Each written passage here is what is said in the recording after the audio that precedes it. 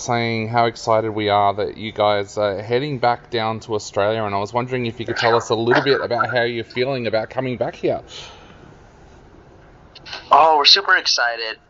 The crowds there are incredibly rowdy, and every show we've done there has always been really fun. And I just feel like people there have a real appreciation for like really upbeat rock and roll, and I just love everyone there, and just love the conversations, and yeah, and it's gonna be nice to spend a little bit more time down there than we usually do. We usually in the past have done only a handful of shows, so this will be more of a actual tour. Yeah, you mentioned a little bit there about our crowds. Our crowds are kind of notorious for being pretty high energy. Is that how you found the crowds here in Australia?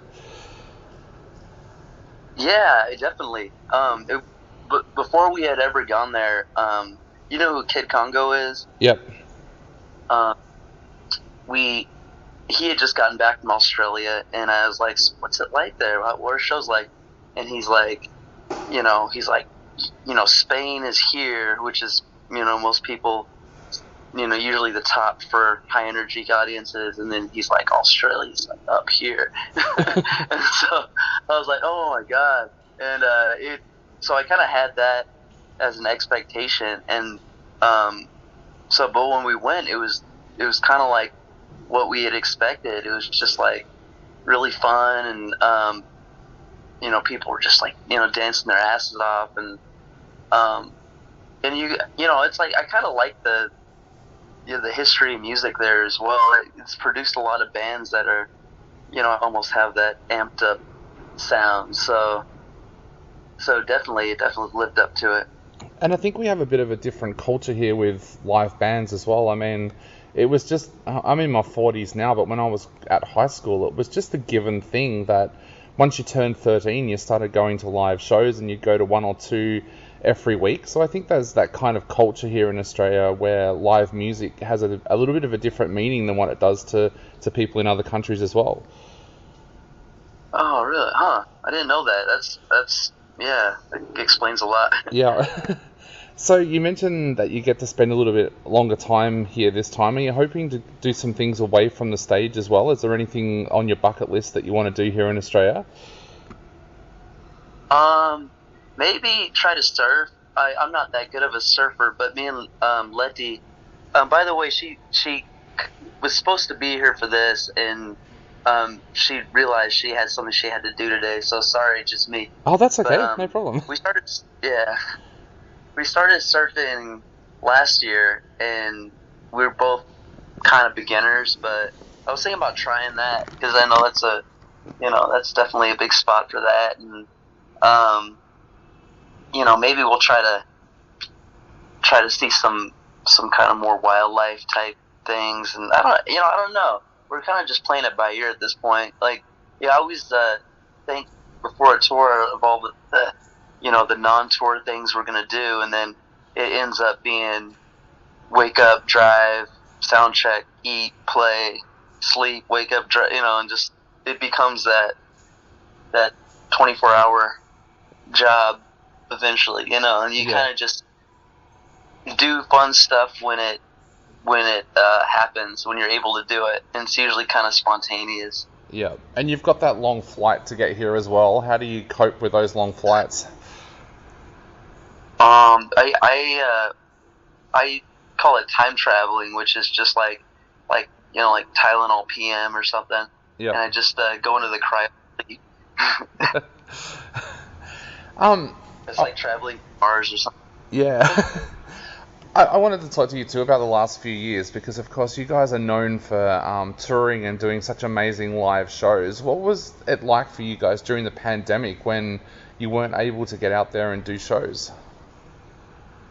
Oh man, I was like climbing the walls. Like at first I was like, actually it's funny because we were in Australia when COVID happened, and it was like you probably remember it was like that the week to week everything was just like so different right before the shutdown. It was like 2 weeks before everyone's like, it'll be fine, and then 1 week before, everyone's like, it's getting kind of crazy.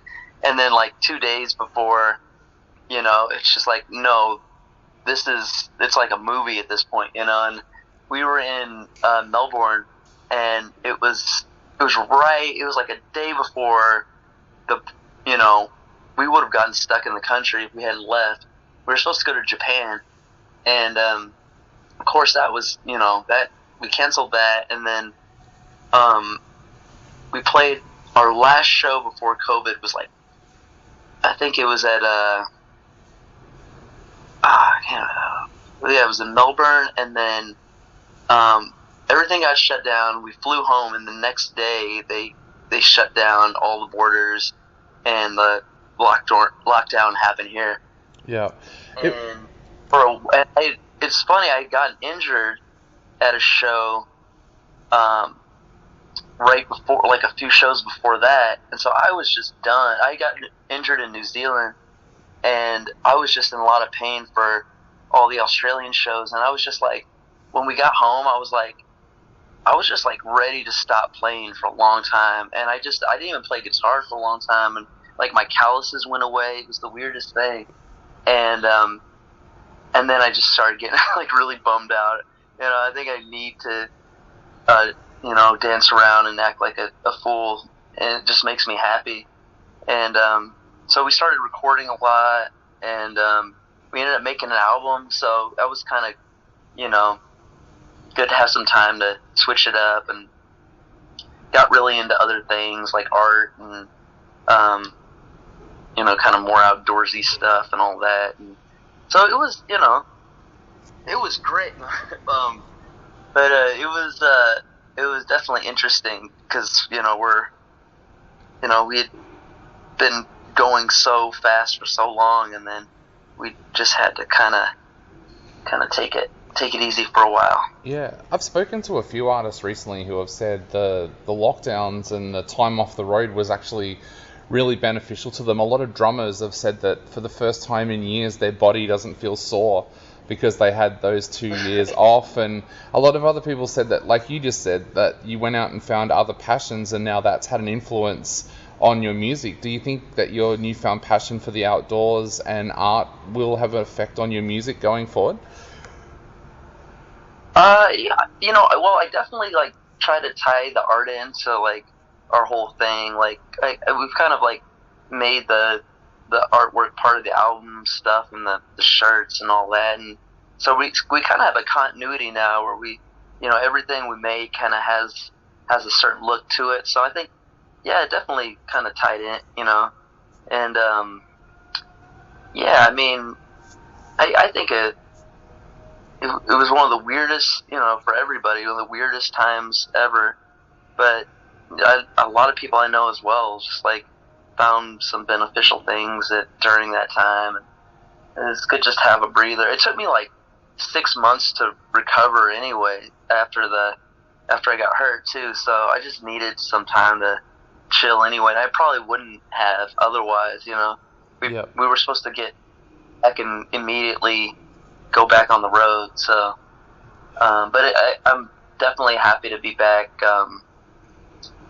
touring again, though. So it's really nice to be playing shows and just getting out there. Yeah. Now, we love talking about war wounds on this show. I have to ask, what was the injury that you did in New Zealand, and how did you do it?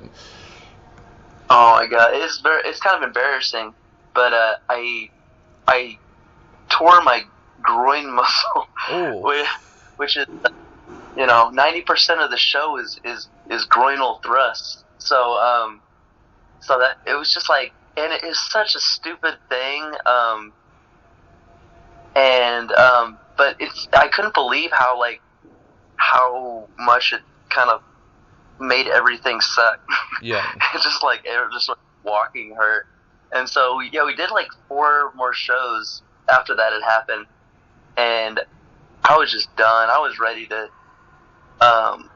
be done. We were playing a show and in New Zealand, and there's this band called Chance R&B.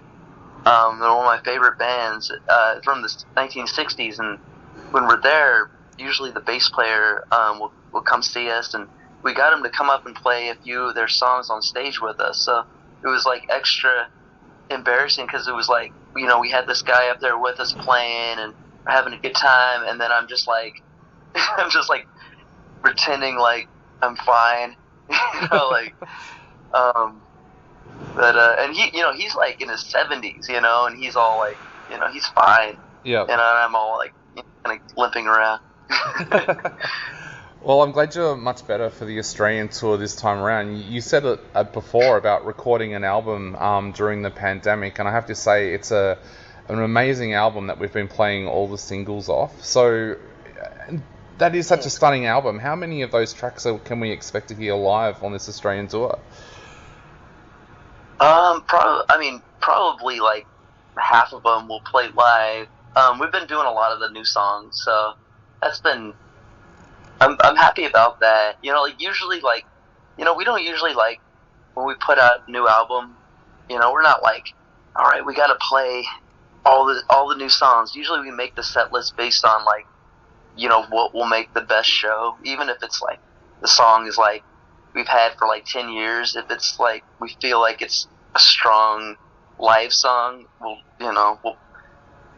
that'll be more priority. But a lot of the songs off the new album really work live. So I'm glad that that's the case, because we're gonna be doing a bunch of them, and it was fun just to finally get some new stuff. We're writing a new record now, and I'm last minute throwing in some songs we haven't recorded into the set and to see how they work. So you guys will be the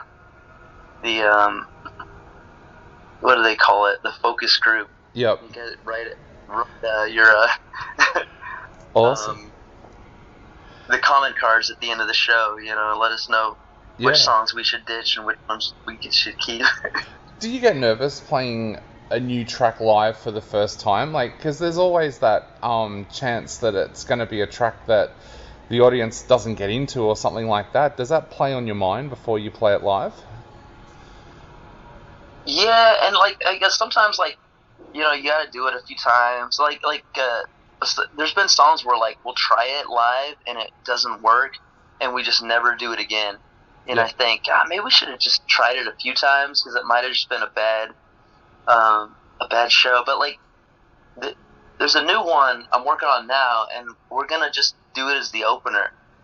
Sometimes we just try to throw ourselves in the most uncomfortable situation possible and see what happens. And the other thing too is we've been playing the same set order for so long, so this will be a weird tour, because we're just gonna play a bunch of new things, and we're gonna switch up, the order in a new way, and just, I don't know. This one we're trying to kind of force ourselves out of our comfort zone we've been in a while. Awesome. Well, Pat, I know we're running out of time very, very quickly, and we're about to play one of your new tracks right now. We're going to play Desert Girl in a moment, but just before we go, what would you like to say to all of your listeners out there all of our listeners out there, your fans who are about to go out and grab tickets to your shows? I would just say thank you. If you're into this type of music, then it means the world to us that you would come see us live, and it's really cool that we were able to even do this. So we're really excited to be out there, and Letty is as well. She kept telling me, tell them I'm sorry I couldn't make it, but she's really excited for the tour as well. That's my dog growling. my dog is on the interview. She's growling at something. We can't bring the dog, unfortunately, though. Yeah. Well, tell Letty thank you so much for the kind words, and we cannot wait to see her here in Australia. For all of our listeners right now, this is Desert Girl, and Pat, thank you so much for taking the time to chat to us today.